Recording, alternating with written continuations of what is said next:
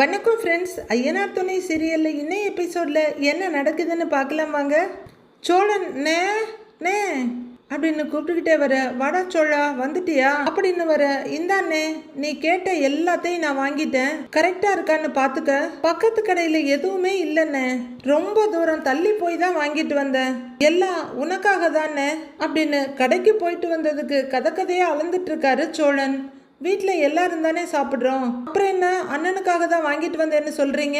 அண்ணன் தினமும் சமைச்சிட்டு உங்களுக்காக தான் சமைச்சேன்னு சொல்றாரா என்ன அப்படின்னு நிலா கேட்க, ஐயோ பாசமலர் மேடம், நீங்க திரும்பி வந்துட்டீங்கன்றத தெரியாம சொல்லிட்டேன் அப்படிங்கிற சோழன் போய் உட்கார்ந்துட. சேரன் சிரிப்போட பார்த்துட்டு இருக்காரு. பல்லவனும் பாண்டியனும் ஒருத்தர் பார்த்து சிரிச்சிட்டு இருக்க. டேய் பல்லவா, இப்போ உனக்கு காய்ச்சல் சரியா இருக்குமேன்னு சோழன் கேட்குறாரு. அண்ணி வந்த உடனேயே நான் நார்மல் ஆயிட்டேன்னு அப்படின்னு அவர் சொல்ல, ஆனாலும் காய்ச்சல் வந்ததெல்லாம் உனக்கு ரொம்ப ஓவர்டா அப்படின்னு சோழன் சொல்ல, நீ நார்மல் ஆயிட்ட இல்லை பல்லவான்னு கேட்குறாங்க நிலா. நான் நார்மல் ஆயிட்டேனே, புது தெம்பு வந்த மாதிரி இருக்குங்கிறாரு. அப்படின்னு நிலா தலையாட்டிட்டு இருக்க. ஆனா ஒண்ணுங்க, நீங்க திரும்ப வருவீங்கன்னு எனக்கு நல்லா தெரியுங்கிறாரு சோழன். எல்லாரும் எப்படிங்கிற மாதிரி சோழனை பார்த்துட்டு இருக்காங்க. என்னதான் நீங்க கோச்சிட்டு போனாலும் திரும்ப வந்துருவீங்கன்ற பயங்கரமான நம்பிக்கை எனக்கு இருந்துச்சுங்க அப்படின்னு சோழன் சொல்ல, இங்க உள்ளர கதறல் நமக்கு தானே தெரியும், எப்படி கான்பிடென்ட்டா அடிக்கிறான் பாத்தியா அப்படின்னு பாண்டியன் பல்லவன் கிட்ட சொல்ல, ரெண்டு பேருமே சிரிக்கிறாங்க. அவங்க ரெண்டு பேரும் லோ வாய்ஸ்ல பேசிக்கிட்டதுனால நிலாவுக்கு கேட்கல. என்னதுன்னு கேக்குறாங்க. என்ன பேசுறீங்கன்னு மறுபடியும் கேட்க, ஒன்னும் இல்லைங்கிறாரு பாண்டியன். என்னை வச்சு கிண்டல் பண்றீங்களா அப்படின்னு நிலா கேட்க, கிண்டல் பண்ணீங்களா? என்னது, நிலாவையே கிண்டல் பண்றீங்களாடா? எப்படிடா நீங்க அவளை கிண்டல் பண்ணலாம், நானும் பார்த்துக்கிட்டே இருக்கேன் அப்படின்னு சோழன் பயங்கரமா எகிரிக்கிட்டு வர, ஹலோ ஹலோ ஹலோ என்ன அப்படின்னு நிலா கேட்க, இல்லை கிண்டல் பண்ணாங்க அதான் அப்படிங்கிறாரு சோழன். அதான் கேட்டுட்டு இருக்கேன் இல்லைங்க, நான் பார்த்துக்கிறேன் விடுங்க அப்படின்னு நிலா சொல்ல, தேவையான உனக்கு இந்த பல்புன்ற மாதிரி பல்லவன் சிரிக்க அடங்குறாரு சோழன். இதையெல்லாம் பார்த்து ரசிச்சுக்கிட்டே நிற்கிறாரு சேரன். ஆமா, நான் வருவேன்னு உங்களுக்கு எப்படி தெரியும் அப்படின்னு நிலா கேட்க, அது அப்படின்னு சோழன் ஏதோ பில்டப் கொடுக்க போக, அண்ணே எனக்கு காய்ச்சல் வந்துச்சுன்னு தான் அண்ணி திரும்ப வந்தாங்க அப்படின்னு பல்லவன் சொல்றாரு.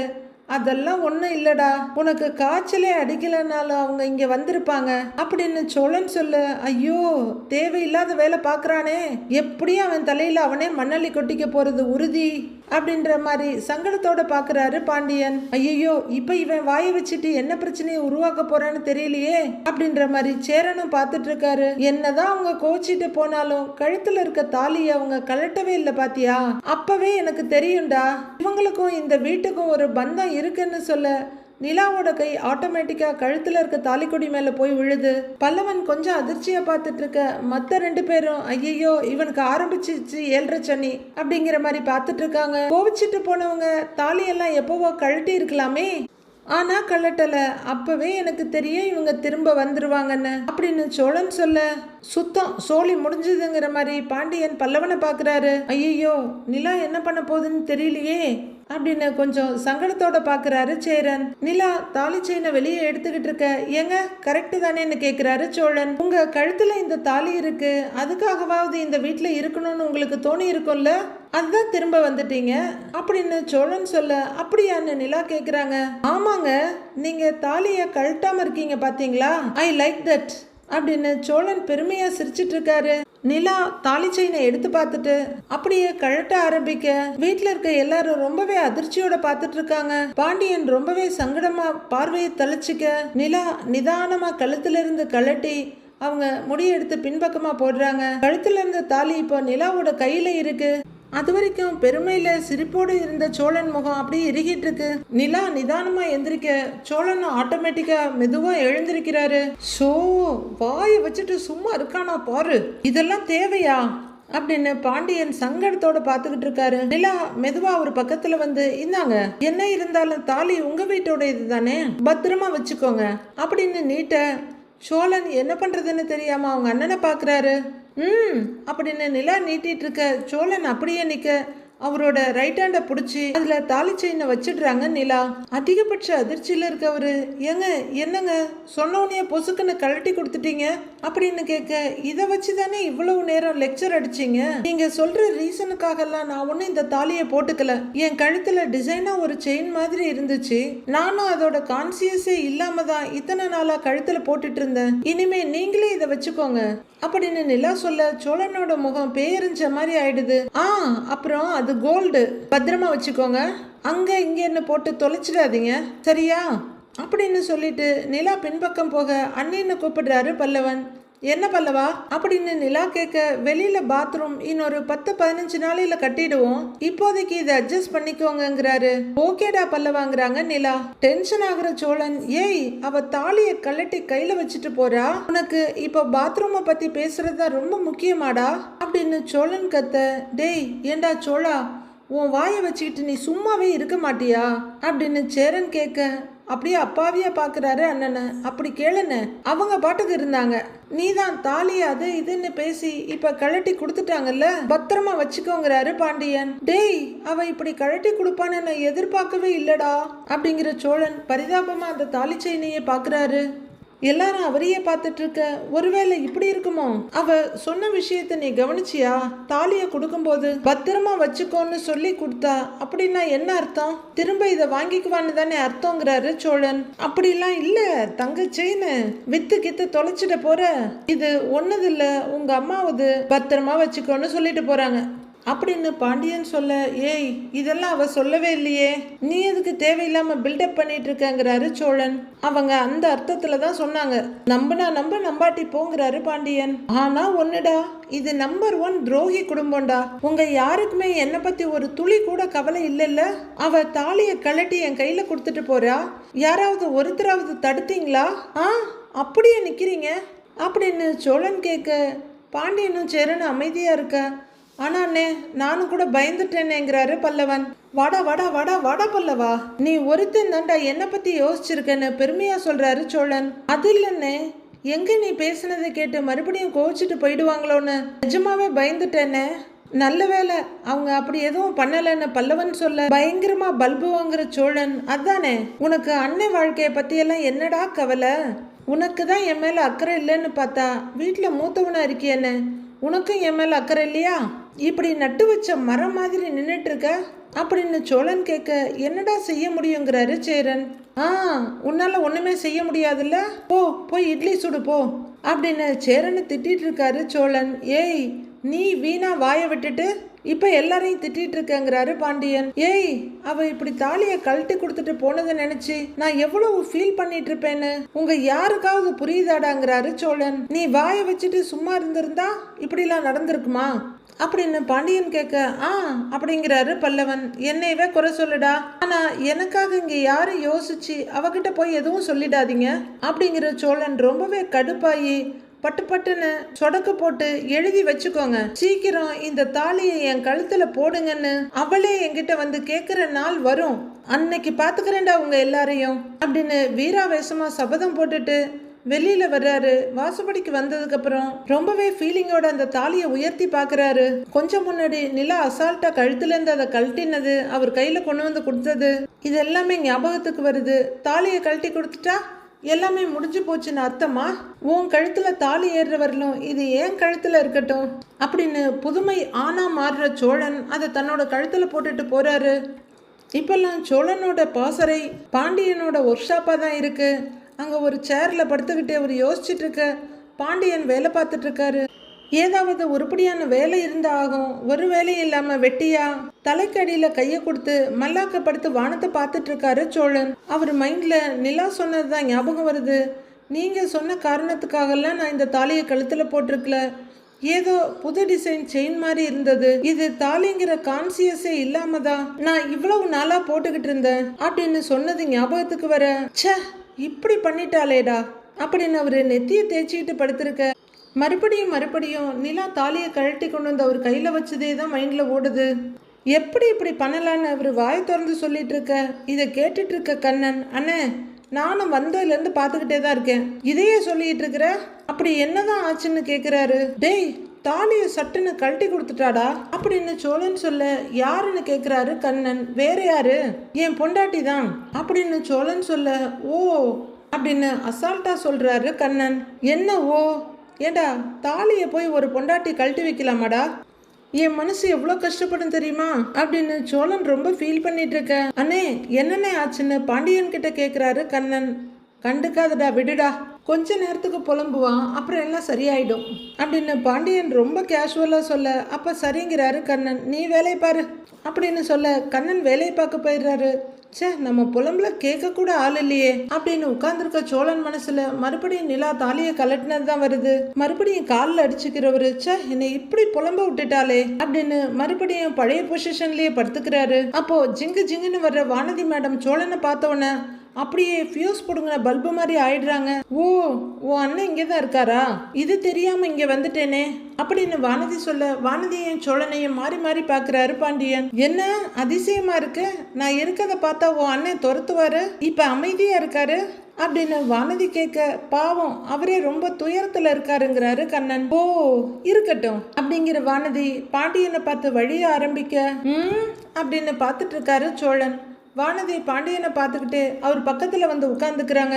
அவர் காலில் இடிக்கிற மாதிரி காலை கொண்டு வந்து வைக்க, நான் வேலை பார்க்கறதா இல்லையா அப்படின்னு எரிச்சலா பார்த்துட்டு திரும்பிக்கிறாரு பாண்டியன். வானதி பாண்டியனோட வைத்தத்தோட, ஏய் சும்மா இருக்க முடியாதா அப்படின்னு கத்த, கோவமா இருக்கியா அப்படின்னு வானதி கேட்க, என்ன சண்டை போட வந்தியாங்கிறாரு பாண்டியன். இன்னைக்கு தான் எந்த பொம்பளையும் இல்லையே, அப்புறம் ஏன் சண்டை போட போறேன் அப்படின்னு வானதி சொல்ல, அன்னைக்கு வந்தது கஸ்டமர் வானதி, ரொம்ப நாளா தெரிஞ்சவங்க, காலேஜ்ல ப்ரொஃபஸரா இருக்காங்க, அது தெரியாம கண்டபடி பேசுறதா அப்படின்னு கண்ணன் கேட்க, அதெல்லாம் பாண்டி சொல்லிருச்சு, எனக்கு அன்னைக்கு பொசசிவ் ஆயிடுச்சு அப்படின்னு சொல்லிட்டு கொஞ்சம் பரிதாபமா பாண்டியனை பார்க்க, இனிமே அந்த மாதிரி பண்ணனன்னு வையேன் கடுப்பாயிடுவேன் சொல்லிட்டேன் அப்படின்னு பாண்டியன் சொல்ல, என்ன பாண்டி நீ கேர்ள் ஃப்ரெண்டு பொசசிவ் ஆனா நீ சந்தோஷப்படணும், உன்னை யாருக்கும் விட்டு கொடுக்க மாட்டேன்னு ஹாப்பியா ஃபீல் பண்ணணும் அப்படின்னு வானதி சொல்லிட்டு இருக்க.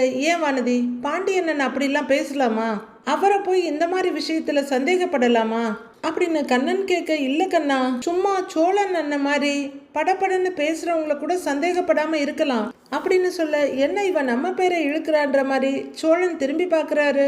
இந்த மாதிரி கம்முன்னு இருக்கிற ஆளை கவனிச்சுக்கிட்டே இருக்கணும் அப்படின்னு வானதி சொல்ல, சோழன் படக்குன்னு எழுந்து உட்கார்றாரு. இல்ல உனக்கெல்லாம் என் அருமை தெரியுது, அவளுக்கு தெரியலையே அப்படின்னு புலம்ப, அட ஏதோ சுவாரஸ்யமா இருக்கும் போல இருக்கே அப்படின்னு அங்கிருந்து எழுந்திருக்கிற வானதி, யாருக்குன்னு தெரியலன்னு சொல்றீங்க அப்படின்னு வானதி இப்போ கொஞ்சம் என் பக்கத்துல வந்து கேட்க, அது ஒண்ணும் இல்ல வானதி, அண்ணனோட ஒய்ஃப் தாலியை கழட்டிட்டாங்களாமா அப்படின்னு கண்ணன் சொல்ல, ஏன் உங்களுக்குள்ள சண்டையா என்னன்னு கேக்குறாங்க வானதி. சண்டைன்னு தான் வையன் அப்படின்னு சோழன் சொல்ல, அதான் கோவிச்சிட்டு போனவங்க வந்துட்டாங்கன்னு கேள்விப்பட்டேனே, அப்புறம் என்னன்னு வானதி கேக்குறாங்க.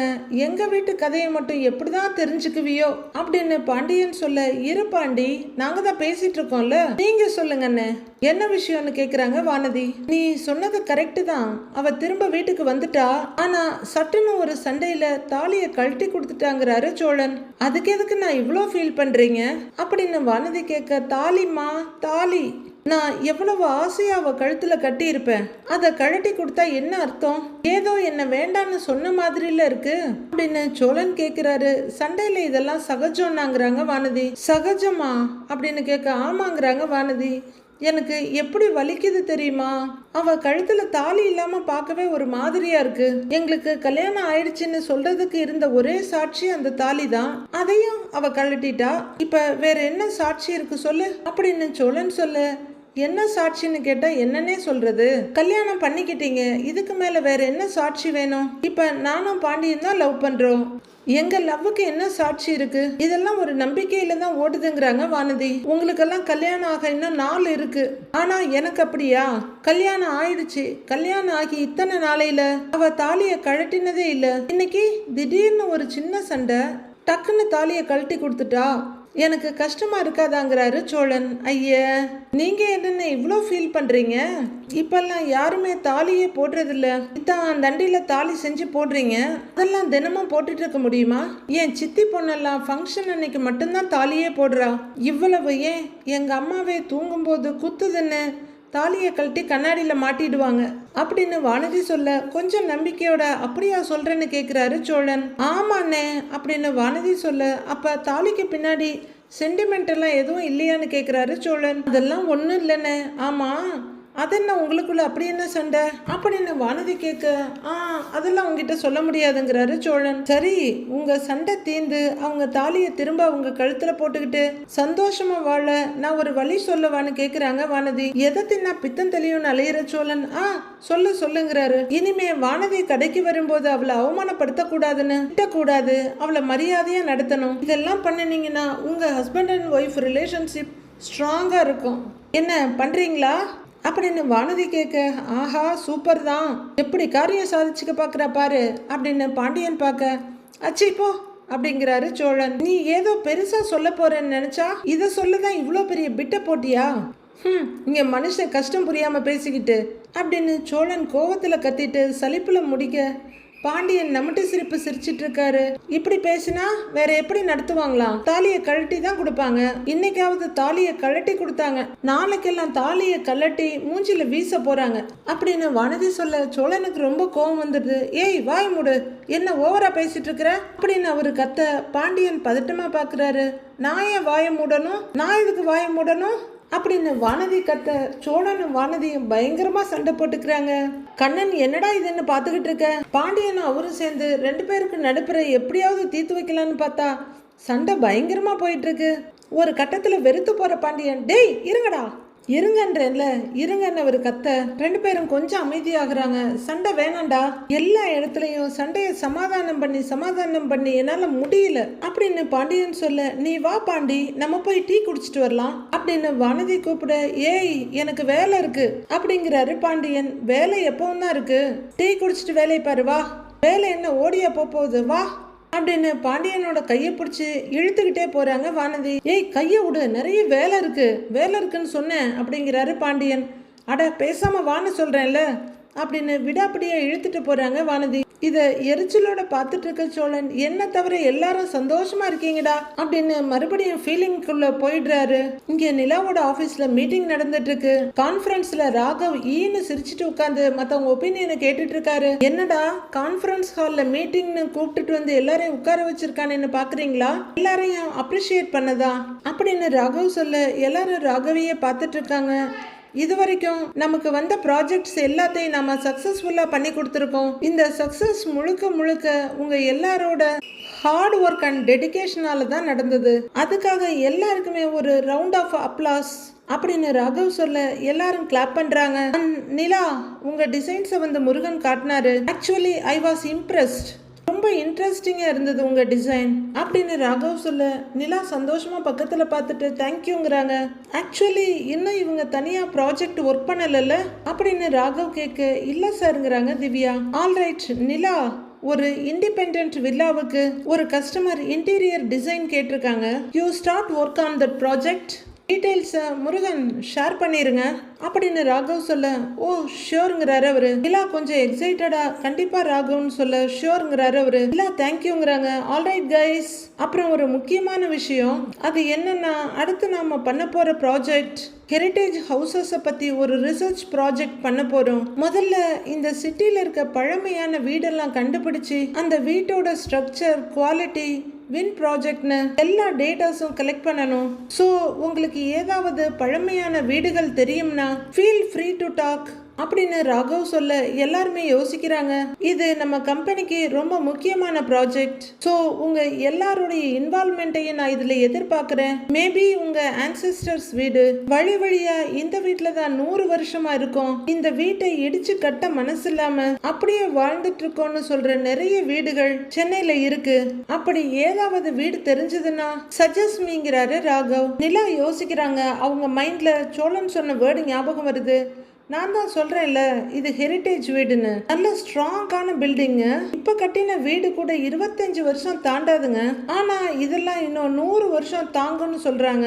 அதான் அப்படியே பழமை மாறாம மெயின்டைன் பண்ணிட்டு இருக்கோம் அப்படின்னு சோழன் அவங்க வீட்டை பத்தி பெருமையா சொன்னது நிலாவுக்கு ஞாபகம் வருது. அப்போ முருகன், ராகவ், மயிலாப்பூர்ல என்னோட ரிலேட்டிவோட வீடு இருக்கு. அந்த வீடு நீங்க சொல்ற மாதிரி தான். கிட்டத்தட்ட ஒரு 60-70 வருஷமா அங்கதான் இருக்காங்க அப்படின்னு சொல்ல, சவுண்ட்ஸ் இன்ட்ரெஸ்டிங், ஓகே அப்படிங்கிற Raghav. Murugan, if you don't mind, உங்க ரிலேட்டிவ் வீடை விசிட் பண்ண பெர்மிஷன் கிடைக்குமா? அவங்க சொல்ற அன்னைக்கு நாம போய் வீட்டை பார்த்துடலாம் அப்படின்னு ராகவ் கேட்க, ஓ ஷியோருங்கிறாரு முருகன். ராகவ், நான் தங்கியிருக்க வீடு கூட 100 வருஷம் பழமையான வீடு தான் அப்படின்னு நிலா சொல்ல, ராகவ் நிமிந்து உட்கார்றாரு. அப்படிங்களான்னு கேட்க, ஆமா, அவங்க எந்த ரெனோவேஷனும் இது வரைக்கும் பண்ணினதில்ல. என் ரிலேட்டிவ் வீடு தான் அது. நம்ம வேணும்னா அந்த வீட்டை போய் பார்க்கலாம். நீங்க எக்ஸ்பெக்ட் பண்ற மாதிரி ஃபர்னிச்சர், இன்டீரியர்லாம் எதுவும் இல்ல. ஆனா ரொம்ப பழைய வீடு. நீங்க கேட்குற மாதிரி பில் குவாலிட்டி, டிசைன்ஸ் எல்லாம் ரிசர்ச் பண்ண கரெக்டா இருக்கும் அப்படின்னு நிலா சொல்ல, நைஸ். திவ்யா, முருகன் சொன்ன வீடு, நிலா சொன்ன வீடு எல்லாத்தையும் நோட் பண்ணிக்கோங்கன்னு சொல்ல, ஓ ஷோர் அப்படிங்கிறாங்க அவங்க. சரி, வேற யாருக்காவது நிலா, முருகன் சொன்ன மாதிரி ஹெரிட்டேஜ் ஹவுசஸ் பத்தி தெரியுமா அப்படின்னு அவர் கேட்க, இருக்குங்க சார் அப்படின்னு இன்னொரு ஸ்டாஃப் ஏதோ சொல்றாரு. அப்படியே ஆளுக்கு அவங்களுக்கு தெரிஞ்சதை சொல்றாங்க. சோழன் டிராவல்ஸ் ஓனர் ஆஃபீஸில் அவருக்கு எதிரில் உட்காந்துட்டு இருக்காரு. கன்னத்தில் கையை கொடுத்து அவர் வருத்தமாக உட்காந்துட்டு இருக்க பணத்தை என்ற டிராவல்ஸ் ஓனர் அதை டேபிள் மேலே வச்சுட்டு, என்னடா சோழா கப்பல் கவுந்த மாதிரி உட்காந்துருக்குறேன்னு கேட்குறாரு. குளிர மற்ற ஸ்டாஃபுங்களாம் அங்கங்கே பேசிட்டு வேலை பார்த்துட்டு இருக்காங்க. கப்பலா? என்னோட உலகமே கவிழ்ந்த மாதிரில இருக்கு அப்படின்னு அவர் சொல்ல, ஏண்டான்னு கேட்குறாரு அவரு. என்னாச்சு அப்படின்னு டிராவல்ஸ் ஓனர் கேட்க, அதை எப்படி சொல்றதுன்னே தெரியலன்னு அப்படின்னு சோழன் சொல்ல, டேய் சோழா சும்மா சொல்லிடாங்கிறாரு அவரு. உன்னை பற்றி எனக்கு தெரியாதா என்ன அப்படின்னு அவர் கேட்க, வலது கை எடுத்துட்டு இடது கையால் கன்னத்துக்கு முட்டு கொடுத்துக்கிட்டு, அண்ணே நீங்கள் முதல்ல எனக்கு ஒரு விஷயத்தை கிளியர் பண்ணுங்கண்ணே அப்படின்னு சோழன் சொல்ல, அப்படின்னு ரெடி ஆகுறாரு அவரு. இந்த தாலி இருக்குல்ல, தாலி, அதுக்கு எவ்வளவு முக்கியத்துவம் இருக்குன்னு அப்படின்னு சோழன் கேட்க, டேய் தாலி முக்கியம் தானேடா, தாலி இல்லாம கல்யாணமே பண்ண முடியாதுடா அப்படின்னு அவர் சொல்ல, கரெக்ட், தாலி இல்லாம கல்யாணமே நடக்காதுல்ல அப்படின்னு சோழன் மறுபடியும் சொல்ல, வேகமா தலையாட்டுறாரு அவரு. இப்போ இந்த தாலிய பெண்கள் எவ்வளவு மதிப்பாங்கன்னு சொல்லுங்க அப்படின்னு சோழன் கேட்க, என்னடா கேள்வி இது? ஏய், எங்க அம்மா எல்லாம் காலையில எழுந்து குளிச்சுட்டு பய பக்தியோட தாலிய தொட்டு கும்பிட்டுட்டு அதுக்கப்புறம் தான் எந்த வேலையுமே செய்வாங்க. உனக்கு ஒரு விஷயம் தெரியுமா? ஒரு நாள்ல அதில் எங்கள் அம்மாவோட தாலி செயினில் கொக்கி கலண்டுடுச்சு. உடனே அவ்வளோதான், என் புருஷனுக்கு எதுவாக ஆக போகுதுன்னு சொல்லி ஊரையே கூட்டி பதறிச்சுடு அம்மா அப்படின்னு டிராவல்ஸ் ஓனர் ரொம்ப ஃபீல் பண்ணி சொல்ல, சூப்பர்ண்ணே, இப்படி தானே பெண்கள்லாம் யோசிப்பாங்கண்ணே அப்படின்னு சோழன் கேட்க, அப்படின்னு தலையாட்டுறாரு அவரு. எனக்கும் இதெல்லாம் பெருசா தெரியாதுன்னு, ஆனா தாலிக்கு எவ்வளவு முக்கியத்துவம் இருக்குன்னு இந்த சினிமாவில எல்லாம் காட்டி நான் பார்த்திருக்கேன்னு. ஒரு படத்துல எல்லாம் ஜெயில் கம்பியோட சேர்த்து வச்சு ஹீரோயினுக்கு தாலி கட்டிடுவாரு. அப்புறம்தான் குறுக்க இருந்த கம்பியை மறந்துட்டோங்கிறதையே அந்த ஹீரோவுக்கு தோணும். அப்ப கூட அந்த தாலியை கழட்ட மாட்டாங்கன்னு குறுக்க இருந்த கம்பியை வளைச்சி அந்த தாலியை காப்பாத்தி கொடுப்பாரு. தாலிக்கு எவ்வளவு வேல்யூ இருக்குன்னு எனக்கு அப்பெல்லாம் தான் தோணும் அப்படின்னு சோழன் சொல்ல, இப்பதான் சுயநினைவுக்கு வந்த மாதிரி, ஆமாண்டா இப்போ எதுக்கு தாலிக்கு அதுக்கு என்ன வேல்யூக்குன்னு ஆராய்ச்சி பண்ணிட்டு உட்கார்ந்துருக்குற அப்படின்னு கேட்குறாரு. வேற உருப்படியான வேலை எதுவும் இருந்தா தானே சோழனுக்கு. அது புரியாம இவர் கேட்க, அப்படிப்பட்ட தாலிய சட்டுன்னு கழட்டி தூக்கி போட்டுட்டானே அப்படின்னு சோழன் சொல்ல, யாருடான்னு கேட்குறாரு அவரு. அப்படின்னு அவரு ரொம்ப தயங்கிட்டு திருன்னு முழிச்சிட்டு இருக்க, யாரா கழட்டி போட்டதுன்னு சீரியஸாக கேட்குறாரு அவரு. அது வேணா விடுங்கண்ணே அப்படின்னு சோழன் சொல்ல, அவரோட கியூரியாசிட்டி ரொம்ப ஜாஸ்தியாகுது. ஏய், என்ன உன் பொண்டாட்டி தாலியை கழட்டி போட்டாளா? உங்க 2 பேருக்குள்ள ஏதாவது பிரச்சனையா அப்படின்னு அவரு கரெக்டா கேட்டுட, ஆமாண்ணே, டக்குன்னு தாலியை கழட்டி இந்தா கையில வச்சுக்கோன்னு கொடுத்துட்டு போயிட்டா அப்படின்னு சோழன் சொல்ல, என்னடா இது, இப்பதான் பிரச்சனை எல்லாம் முடிஞ்சு உன் பொண்டாட்டி சமாதானமாயி வீட்டுக்கு வந்தான்னு சொன்ன, அதுக்குள்ள என்னடா இப்படி சொல்ற அப்படின்னு அவரு கேட்க, அதை என்னே கேக்குற, அவ வீட்டுக்கு வந்துட்டான்னு நினைச்சு சந்தோஷப்படுறதா இல்ல தாலியை கழட்டி கொடுத்துட்டாளேன்னு வருத்தப்படுறதானே தெரியலன்னு. நான் கட்டின தாலி அவ கழுத்துல இருக்கிற வரைக்கும் தான் அவளுக்கும் எனக்கும் ஒரு பந்தம், ஒரு பிடிப்பு இருக்கும்னு நினைச்சிருந்தேன்னு. பட்டுன்னு அவ பாட்டுக்கு கழட்டி கொடுத்துட்டு போயிட்டா, என்னால தாங்கவே முடியலன்னு அப்படின்னு சோழன் பயங்கரமா ஃபீல் பண்ணி சொல்லிட்டு இருக்க. அவரு பெரிய ஜோக்கு கேட்ட மாதிரி சிரிச்சிட்டு இருக்காரு. சோழன் அண்ணே ஹலோ அப்படின்லாம் கூப்பிட்டு பார்க்க அவரு சிரிக்கிறத நிறுத்தவே இல்லை. நான் எவ்வளவு ஃபீலிங்ஸா சொல்லிட்டு இருக்கேன், சிரிக்கிறேங்கிறாரு சோழன். பின்ன என்னடா நாட்டு நடப்பே தெரியாம இருக்கிற? இதோ பாரு, நானும் என் பொண்டாட்டியும் சண்டை போட்டேன்ல, முதல்ல அவ பண்ற வேலை என்ன தெரியுமா? தாலிய கலட்டி என் மூஞ்சில எரியறது தான் அப்படின்னு அவரு சொல்ல சோழன் அப்படியே அதிர்ச்சியா பார்த்துட்டு இருக்காரு.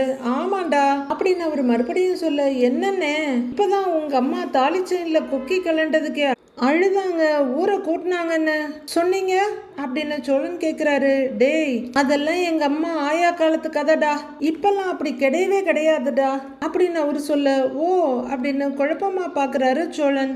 இங்க பாரு, நீ இவ்வளவு கேட்கறதால நான் ஒரு போட்டோ ஒன்று காட்டுறேன் பாரு அப்படின்னு மொபைல் எடுத்து அவரோட போட்டோவையே காட்டுறாரு. அதுல அவரு உடம்புல பனியனோட, கையில்லாத பனியனோட, கழுத்துல தாலியோட நிக்கிறாரு.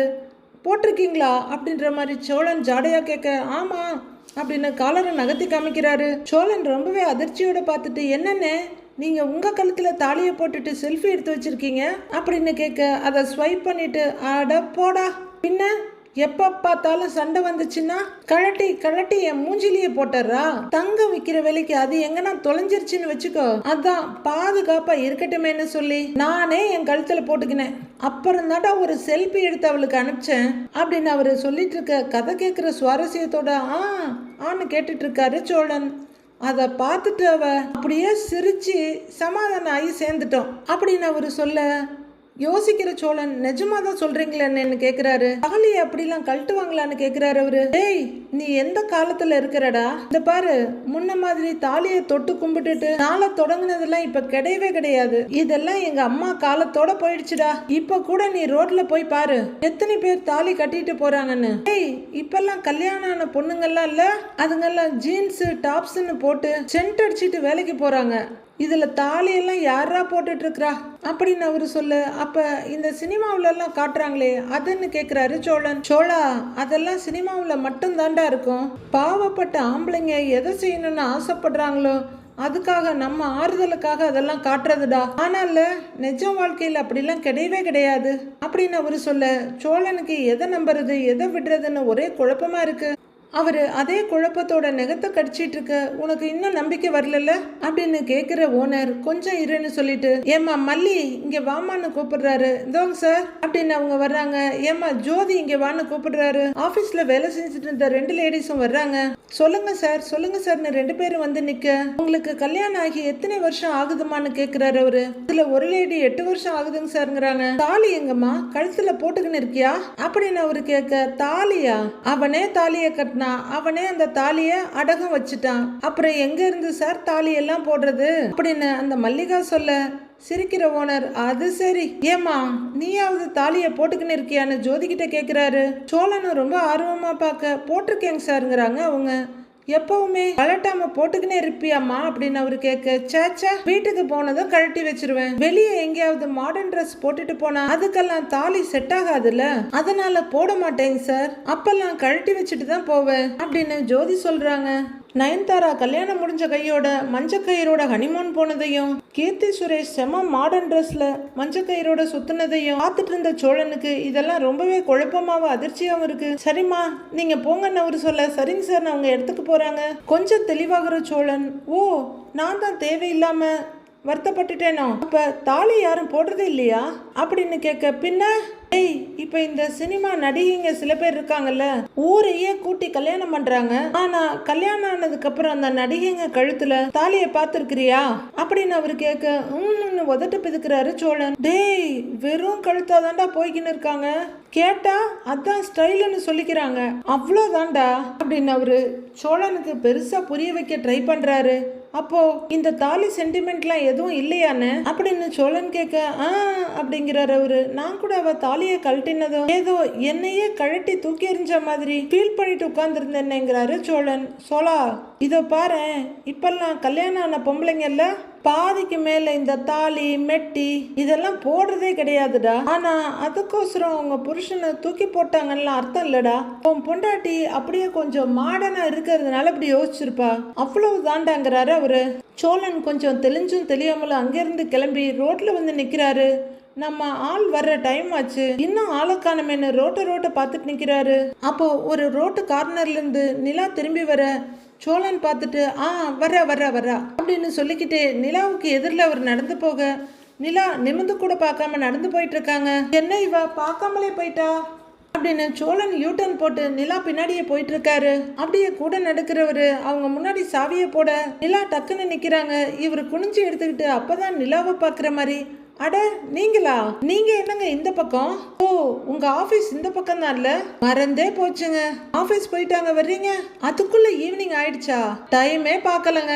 பாருங்க, உங்களை கூட கவனிக்காம நான் பாட்டுக்கு போயிட்டே இருந்திருக்கேன் அப்படின்னு ஏகப்பட்ட பிட்டுங்களை போட்டு பில்டப் கொடுக்குற சோழன், சரி தனியா வேற நடந்து போறீங்க, நானும் கூட கம்பெனிக்கு நடந்து வர்றேங்க, எனக்கு ஒன்றும் பிரச்சனை இல்லைங்க அப்படின்னு சோழன் பேசிக்கிட்டே போக அமைதியா கேட்குற நிலா, ஹலோ ரொம்ப சீன்லாம் போடாதீங்க அப்படின்னு சொல்ல, சீனா?